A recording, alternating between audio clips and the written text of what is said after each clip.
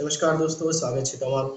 દોસ્તો, આજે આપણે વાત કરવા જઈ રહ્યા છીએ બંધારણના એક મહત્વપૂર્ણ ટોપિક વિશે. અગાઉ હું આમુખનો વિડીયો બનાવી ચૂક્યો છું. આ બીજા નંબરનો ટોપિક છે જેનું નામ છે રચના અને ઇતિહાસ. દોસ્તો, આવનારી બહુ જ બધી એક્ઝામ છે. ડીવાયએસઓની છે, સીસીઈની છે, તલાટીની છે, જીએસએસબીની ઘણી બધી એક્ઝામ આવનાર છે. ક્લાર્કની આવશે, સીસીઈમાં હોય, ડીવાયએસઓમાં હોય. દોસ્તો, 25માંથી 25 માર્ક્સના પ્રશ્નો તમને આમાંથી મળી રહેશે. બંધારણના એક પણ પ્રશ્નો તમારી આ સિરીઝની બહાર નથી જવાના. માટે વિડીયોની શરૂઆતથી અંત સુધી જરૂર જોજો. હું તમને એવી રીતે તૈયાર કરાવીશ કે બધા જેટલા પણ ટોપિક છે તેના વન લાઇનર હું તમને આપી દઈશ. વન લાઇનર સ્વરૂપે આખો ટોપિક તમને સમજાઈ જશે, એ પણ જીપીએસસી લેવલે. કોઈ પણ એક્ઝામ હોય, 25માંથી 25 પ્રશ્નો તમને આ વિડીયો સિરીઝમાંથી મળી રહેશે. દોસ્તો, આપણે આ વિડીયો માટે 300 લાઇક્સનો ટાર્ગેટ રાખ્યો છે, તો પ્લીઝ પૂરો જરૂર કરજો. અને આવનારા પ્રશ્નો માટે વિડીયોને લાઈક કરજો અને ચેનલને સબસ્ક્રાઇબ કરજો. તો ચાલો આપણે આગળ વધીને વાત કરીએ બીજા નંબરના ટોપિક વિશે, વન લાઇનર. આખો ટોપિક હું તમને વન લાઇનર સ્વરૂપે સમજાવી દઈશ. આ વન લાઇનર પ્રશ્નો જે ખરા તમામ ટોપિકના છે, જેમાંથી પ્રિલિમ્સના 1 માર્કના પ્રશ્નો, મેન્સના 3 માર્ક્સના અને 10 માર્ક્સના પ્રશ્નો પણ આ જ ટોપિકમાંથી, આ જ વન લાઇનર્સમાંથી નીકળશે. બંધારણના લગભગ 3500 થી 4000 જેટલા પ્રશ્નો છે જે તમારે ગોખી લેવાના છે, તૈયાર કરી લેવાના છે. અને હું તમને એવી રીતે તૈયાર કરાવીશ કે તમને જેવો પ્રશ્ન આવશે એવો સીધો જવાબ એનો મગજમાં ઉતરી જશે. ઓકે, તો ચાલો આગળ વધીએ. હવે આપણે ટોપિક નંબર 2, બંધારણ, રચના અને ઇતિહાસ, વન લાઇનર. ભારતના પ્રાંતોને કયા કાયદા દ્વારા સ્વાયત્તતા આપવામાં આવી હતી? મોસ્ટ આઈએમપી છે. ભારત સરકાર અધિનિયમ 1935 ના કાયદા મુજબ. એકાત્મક સરકાર વ્યવસ્થાનો ફાયદો શું છે? તો મજબૂત રાજ્ય. એનો અર્થ થાય છે મજબૂત રાજ્ય. ભારતનું બંધારણ ઘડનાર, જે કે બંધારણ સભામાં વિવિધ પ્રાંતોની વિધાનસભાઓ દ્વારા ચૂંટાયેલા સભ્યો હતા. ભારતની બંધારણ સભાના કોની સલાહ પર રચાઈ હતી? તો કેબિનેટ મિશન. આ એક નવો પ્રશ્ન છે તમારી માટે કે ભારતની જે બંધારણ સભા હતી તે કોની સલાહ પર રચાઈ હતી? સલાહ શબ્દ આવે એટલે મહેરબાની કરીને BN રાવ સર ના લખી દેતા. બંધારણ સભાની સલાહ કોની સલાહ પર રચાઈ હતી? તો કેબિનેટ મિશનની સલાહ પર. ઓકે, ભારતની બંધારણ સભાના પ્રમુખ એટલે કે અધ્યક્ષ કોણ હતા? તો રાજેન્દ્ર પ્રસાદજી હતા. મોસ્ટ આઈએમપી છે, યાદ રાખજો. ભારતીય બંધારણની પ્રસ્તાવનામાં કેવા પ્રકારના ન્યાય વિશે વાત કરવામાં આવી છે? આ પ્રશ્ન ટ્વિસ્ટ કરીને પૂછવામાં આવે છે. કેટલા પ્રકારના ન્યાય? તો 3 પ્રકારના ન્યાય. કયા? તો સામાજિક, આર્થિક અને રાજકીય. આ એક લાઈનમાં યાદ રાખજો, કારણ કે આનો ક્રમ પૂછાય છે. તો યાદ કરી લઈએ આપણે કે કેટલા પ્રકારના અને કયા? તો 3 પ્રકારના ન્યાયની વાત કરવામાં આવી છે ભારતીય બંધારણની પ્રસ્તાવનામાં. Not in constitution. યાદ રાખજો, આ જે શબ્દો છે તે બંધારણની પ્રસ્તાવનામાં એડ કરવામાં આવેલ છે. કયા? તો 3 ન્યાય: સામાજિક, આર્થિક અને રાજકીય ન્યાય. આગળ વધીએ. બંધારણની પ્રસ્તાવનામાં ભારતને એક સાર્વભૌમ, સમાજવાદી, ધર્મનિરપેક્ષ, લોકશાહી પ્રજાસત્તાક તરીકે જાહેર કરવામાં આવ્યું છે. મોસ્ટ આઈએમપી છે, યાદ રાખજો. ભારત ક્યારે સંપૂર્ણ સાર્વભૌમ લોકશાહી પ્રજાસત્તાક બન્યું? તો 26 નવેમ્બર 1949. બંધારણની પ્રસ્તાવનામાં કેટલી વાર સુધારો કરવામાં આવે છે? તો 1000 સુધારો કરવામાં આવે છે. એટલે કે આમુખમાં. ભારતીય બંધારણમાં સંઘીય શબ્દ ક્યાં વપરાયો છે? તો ભારતીય બંધારણમાં સંઘીય શબ્દ ક્યાંય નથી. ભારતીય બંધારણની કલમ 1 શું જાહેર કરે છે? તો ભારતીય બંધારણની કલમ 1 જાહેર કરે છે કે ભારત એટલે કે ભારત એ રાજ્યનો બનેલો એક સંઘ છે. બંધારણ સભાના કાયદાકીય સલાહકાર, લીગલ એડવાઇઝર કોણ હતા? તો સર BN રાવ. યાદ રાખજો. બંધારણ સભામાં ઉદ્દેશ્ય પ્રસ્તાવ કોણે અને ક્યારે રજૂ કર્યો હતો? તો 13 ડિસેમ્બર 1946 ના રોજ જવાહરલાલ નહેરુજીએ ઉદ્દેશ્ય પ્રસ્તાવ રજૂ કર્યો હતો. ભારતની બંધારણ સભા દ્વારા ઉદ્દેશ્ય પ્રસ્તાવનો સ્વીકાર ક્યારે થયો હતો? તો 22 જાન્યુઆરી 1947માં સ્વીકાર કરવામાં આવ્યો હતો. આ 3 તારીખો યાદ રાખવાની છે. ભારતીય બંધારણ ક્યારથી અમલમાં આવ્યું છે? તો ભારતીય બંધારણ જાન્યુઆરી 26, 1950માં અમલમાં આવ્યું હતું. ભારતના બંધારણમાં મૂળ કેટલા ભાગ અને અનુચ્છેદ હતા? તો મૂળ જે પહેલા જે બંધારણ હતું તેમાં 22 ભાગ અને 395 અનુચ્છેદ હતા. મોસ્ટ આઈએમપી છે, યાદ રાખજો. એક ટોપિક હું તમને વન લાઇનર સ્વરૂપે એવી રીતે તૈયાર કરાવીશ કે 25માંથી 25 માર્ક્સ તમે મેળવી લેશો. બસ વિડીયોને શાંતિથી અંત સુધી જોઈ લો. આ સાથે હું તમને આનું એક માસ્ટર વિડીયો આપી દઈશ 7 થી 8 કલાકનું, અથવા તો હું મેક્સિમમ ટ્રાય કરીશ કે સીધી વાત, નો બકવાસ. તો 5-1 કલાકની અંદર હું તમને એક માસ્ટર વિડીયો આપી દઈશ, જેમાં બંધારણના 4000 જેટલા પ્રશ્નો વન લાઇનર સ્વરૂપે ટોપિક વાઇઝ હું તમને આપી દઈશ, જે તમને ખૂબ જ કામ લાગશે. તો ચાલો આગળ વધીએ આપણે. બંધારણ સભામાં પ્રારૂપ સમિતિના અધ્યક્ષ કોણ હતા? તો અલ્લાદી કૃષ્ણ સ્વામી અય્યર અથવા તો આયંગર. યાદ રાખજો, અય્યર આવે કે આયંગર આવે, કન્ફ્યુઝ ના થઈ જતા. બંધારણ સભામાં સંચાલન સમિતિના અધ્યક્ષ કોણ હતા? તો રાજેન્દ્ર પ્રસાદ હતા. બંધારણ સભામાં કાયદો અને પ્રક્રિયા સંબંધિત સમિતિના અધ્યક્ષ કોણ હતા? તો રાજેન્દ્ર પ્રસાદ. બંધારણ સભામાં સંઘ શક્તિ સમિતિના અધ્યક્ષ કોણ હતા? તો જવાહરલાલ નહેરુ. બંધારણ સભામાં પ્રાંતીય બંધારણ સમિતિના અધ્યક્ષ કોણ હતા? તો સરદાર વલ્લભભાઈ પટેલ, કે જેમણે બધા પ્રાંતોને એક કર્યા હતા. બંધારણ સભામાં સંઘ બંધારણ સમિતિના અધ્યક્ષ કોણ હતા? તો જવાહરલાલ નહેરુ. હાલમાં ભારતના બંધારણને કુલ કેટલા ભાગમાં વહેંચવામાં આવ્યું છે? તો 25 ભાગમાં વહેંચવામાં આવ્યું છે. શરૂઆતમાં 22 હતા, અત્યારે હાલ 25 છે. બંધારણ સભાએ બંધારણ કયા દિવસે સર્વાનુમતે સ્વીકાર્યું હતું? ગુજરાતી તારીખ છે, ગુજરાતી મહિનાઓ પ્રમાણે છે. યાદ રાખજો, આપણા સનાતન ધર્મ તરફી કહી શકાય, અથવા તો જે ગુજરાતી મહિનાઓ હોય છે તે તારીખ છે. આ પ્રશ્ન પૂછાય છે, ખૂબ ડીપ છે, મહેરબાની કરીને યાદ કરી લેજો અથવા તો સ્ક્રીનશોટ લઈ લો. બંધારણ સભાએ બંધારણ કયા દિવસે સર્વાનુમતે સ્વીકાર કર્યું હતું? તો માગસર સુદ સાતમ, એટલે કે 7 તારીખ વિક્રમ સંવત 2006. ત્યારે બંધારણ સર્વાનુમતે સ્વીકારાયું ત્યારે તારીખ હતી માગસર સુદ સાતમ અથવા તો 7 તારીખ વિક્રમ સંવત 2006. કયા દિવસને કાયદા દિવસ એટલે કે લો ડે અથવા સંવિધાન દિવસ તરીકે મનાવવામાં આવે છે? તો 26 નવેમ્બરના દિવસને. 26 નવેમ્બરને સંવિધાન દિવસ તરીકે ક્યારથી ઉજવવામાં આવે છે? તો 2015 થી. આ પૂછાય છે પ્રશ્ન. ભારતની બંધારણ સભાને બંધારણ બનાવતા કુલ કેટલું થયું હતું? તો 2 વર્ષ 11 મહિના અને 18 દિવસ.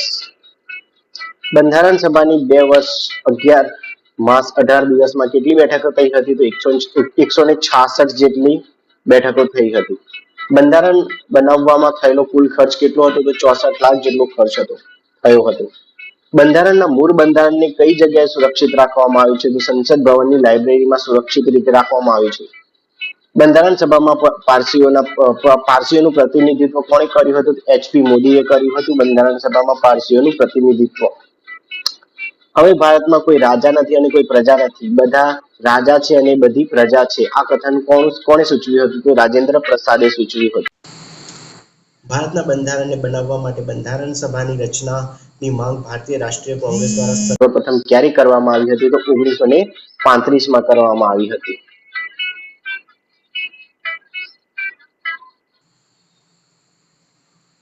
આગળ વધીએ.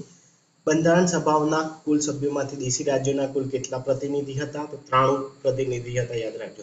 બંધારણ સભાની સૌપ્રથમ બેઠક ક્યારે મળી હતી? તો 9 ડિસેમ્બર 1946ના રોજ મળી હતી. 26 નવેમ્બર 1949ના રોજ. બંધારણ સભાના કેટલા સભ્યોએ બંધારણ ઉપર પોતાના હસ્તાક્ષર કર્યા હતા? તો 84 સભ્યોએ કર્યા હતા. ભારતીય બંધારણમાં કુલ કેટલી મહિલા સભ્યો હતી? તો 15 સભ્યો હતી, મહિલા સભ્યો હતી. ભારતની બંધારણ સભામાં સર્વપ્રથમ કાર્યકારી અધ્યક્ષ કોણ હતા? તો ડોક્ટર સચ્ચિદાનંદ સિન્હા હતા.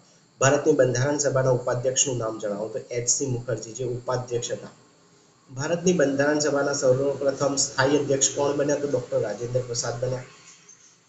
બંધારણના કાયદાકીય સલાહકાર કોણ હતા? Legal adviser sir BN Rao.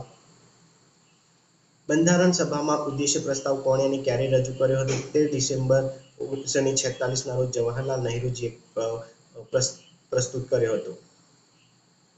બંધારણ સભામાં મૂળભૂત અધિકાર, અલ્પસંખ્યક જનજાતિ અને બાહ્ય વિસ્તારો માટેની સમિતિના અધ્યક્ષ કોણ હતા? સરદાર વલ્લભભાઈ પટેલ.